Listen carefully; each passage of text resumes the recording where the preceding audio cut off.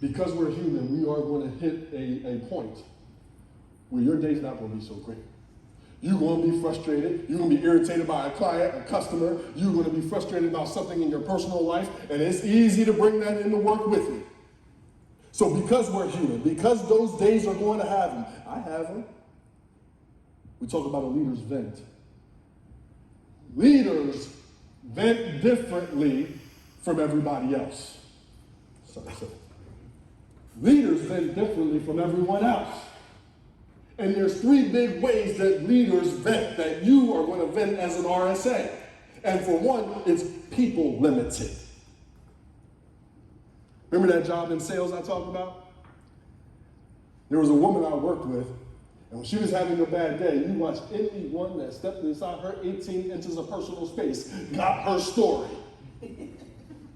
I can't believe the boss said this. This was so dumb. How are we going to do this? How are we expect to make any money doing this? This is dumb. Nobody's coming in. Somebody's coming in for me to sell to. It was just negative.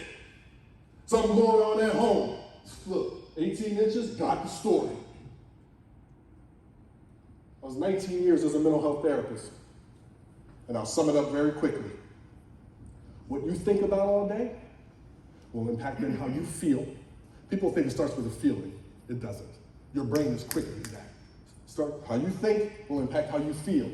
Then what you do, and then the consequences thereafter, either negative or positive.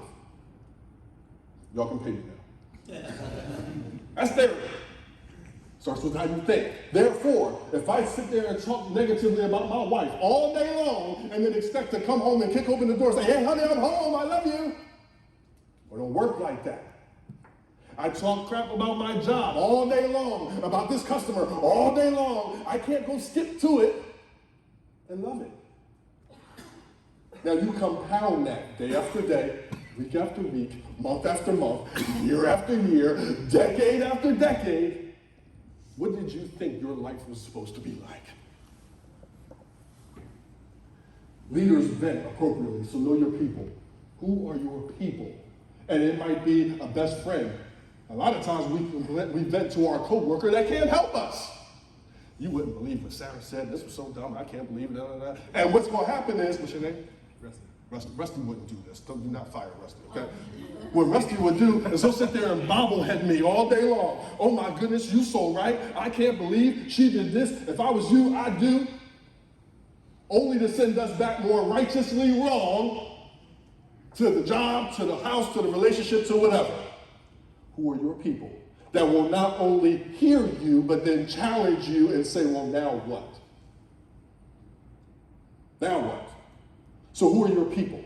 That's who you talk to. Then it's time limited. When it's time to vent, to the right person, get it out. And then it needs to be purposeful. Why the heck are you venting? What do you want to get out of it? Do you want to be bobbleheaded? My mom passed away last February. She was my truth serum. I called my mom to vent because I knew she was going to shoot me straight. And she was going to say I was either tripping, dumb, or stupid, or I was, whatever it was, she was going to shoot me straight. She was one of my people. And what do you think about this?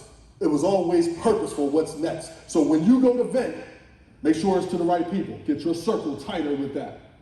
That's going to challenge you. Make it time limited. Get it out. And then what's going to be your purpose? What the heck are you going to do about it, regardless of what they do about it? See, well, if they do this, if Certain Pro does this, then I'll do that. If my husband or my wife does this, then I'll do that. No, you do what's right, and as a leader, because it's the right thing to do. And you do it consistently, so when things change and they get better, you're a part of the solution and not the problem. Or if you leave, not suggesting leaving, okay? But if you leave as an asset and not a liability.